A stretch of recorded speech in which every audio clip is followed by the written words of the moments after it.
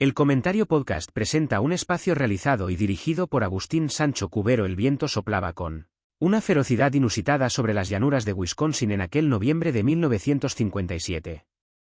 Plainfield era un rincón olvidado por el progreso, un pequeño punto en el mapa donde 700 almas compartían una existencia marcada por el ritmo de las estaciones y la rigurosidad de la fe.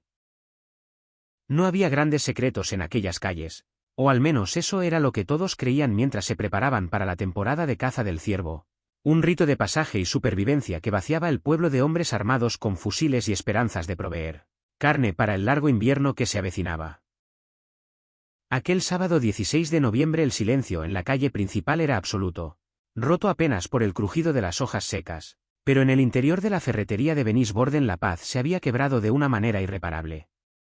La propietaria, una mujer de 58 años respetada por toda la comunidad, no había abierto su negocio y el rastro de sangre en el suelo de madera era la única pista que su hijo encontraría al regresar de la cacería.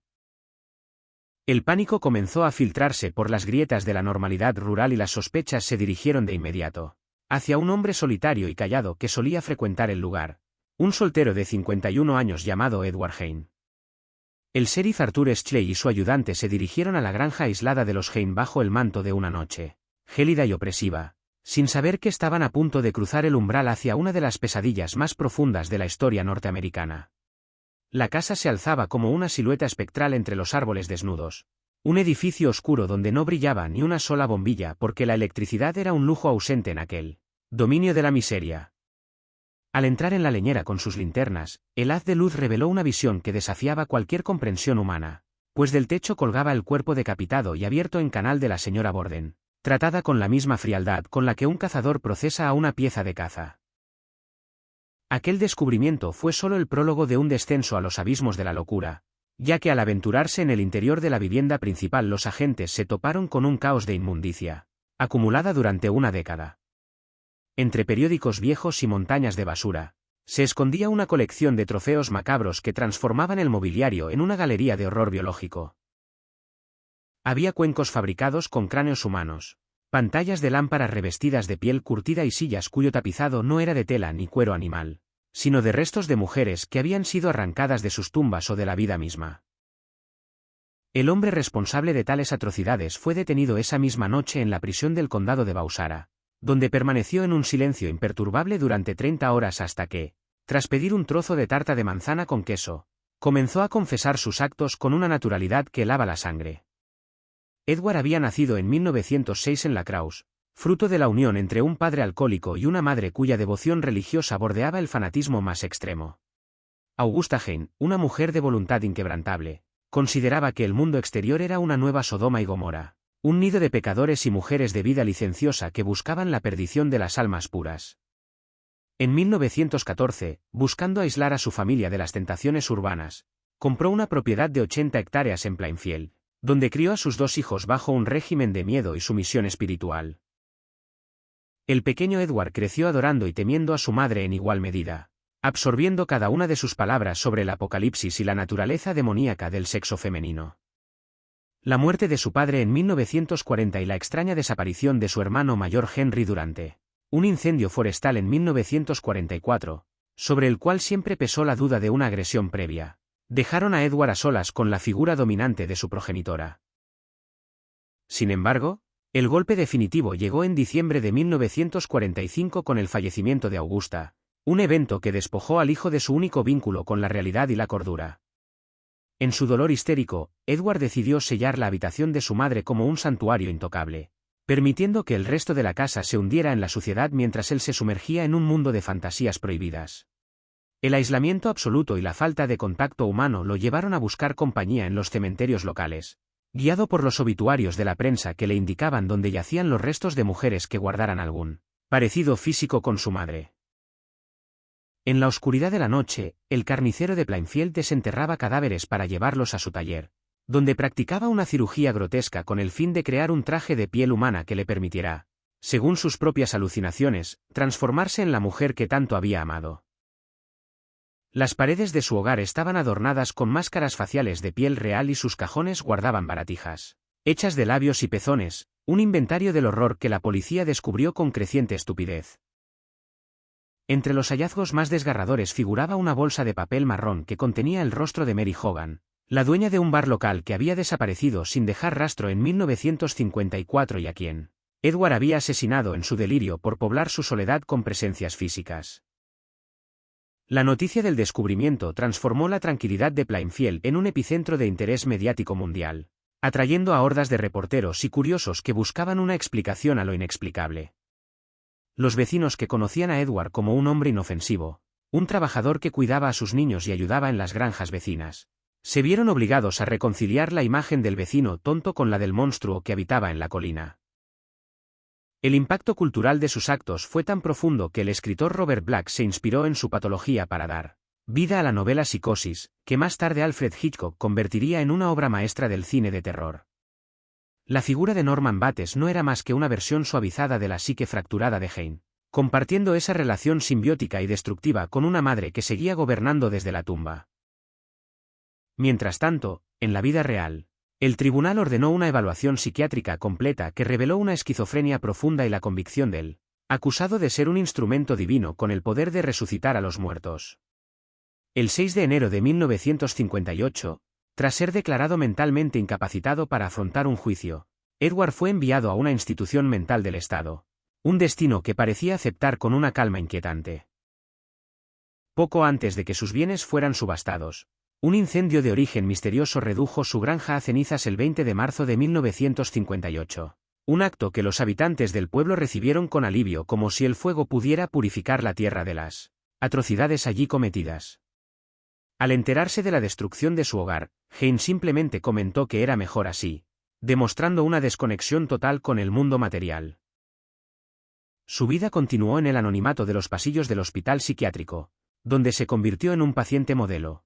Un anciano tranquilo que pasaba las horas leyendo el periódico o jugando a las cartas, aunque los enfermeros notaban que su mirada cambiaba con los ciclos de la luna llena, volviéndose divagante y cargada de una energía oscura. En 1968, los médicos consideraron que finalmente podía ser juzgado y tras un proceso de 9 días fue declarado culpable del asesinato de Bernice Borden, aunque regresó a su confinamiento médico para el resto de sus días. El legado de su locura se extendió a través de las décadas, alimentando la imaginación de cineastas que crearon personajes como Leatherface en La Matanza de Texas de 1973, con su máscara de piel y su mobiliario de hueso, o el perturbador Buffalo Bill en El silencio de los corderos de 1991. Cada una de estas ficciones intentaba capturar un fragmento de la verdad de Plainfield, pero ninguna lograba igualar la crudeza de la realidad que Edward Jane había construido en su soledad. El 26 de julio de 1984, a la edad de 77 años, el carnicero exhaló su último suspiro debido a un fallo respiratorio, cerrando un capítulo de terror que había marcado el fin de la inocencia para toda una nación. Fue enterrado en el cementerio de Plainfield, precisamente en el lugar que siempre había anhelado, junto a la tumba de su madre Augusta, uniendo finalmente sus restos con la figura que había sido el origen y el fin de su tormento. A pesar de que su lápida fue robada años después por buscadores de recuerdos macabros, el recuerdo de sus actos permanece como una advertencia sobre los abismos a los que puede descender la mente humana cuando se rompen los lazos con la sociedad y la realidad se convierte en un espejo de las fantasías más oscuras. Los habitantes de Plainfield aprendieron a cerrar sus puertas con llave y a desconfiar de las apariencias de normalidad, sabiendo que detrás de la máscara de un vecino sencillo puede esconderse un laberinto de horrores que desafía cualquier lógica. Edward Jane no fue solo un asesino, sino un síntoma de una patología familiar y social que encontró en el aislamiento de las praderas el caldo de cultivo ideal para florecer. Su historia es un relato de devoción deformada, de un niño atrapado en el cuerpo de un hombre que buscaba desesperadamente una madre que nunca lo dejó ser libre. El silencio de la granja quemada y el olvido de los años no han podido borrar la huella de aquel fin de semana de noviembre donde la caza del ciervo se convirtió en una cacería de monstruos humanos. La figura de Jane se ha transformado en un icono de la cultura popular, una sombra que acecha en las esquinas de la conciencia colectiva y que nos recuerda que el terror más genuino no proviene de lo desconocido, sino de lo que habita en las profundidades de lo cotidiano. Los crímenes de Plainfield quedaron grabados en la memoria de los testigos, quienes veían cómo la prensa de todo el mundo occidental convertía su tragedia en una portada de periódico. Hubo incluso un tiempo para el humor negro.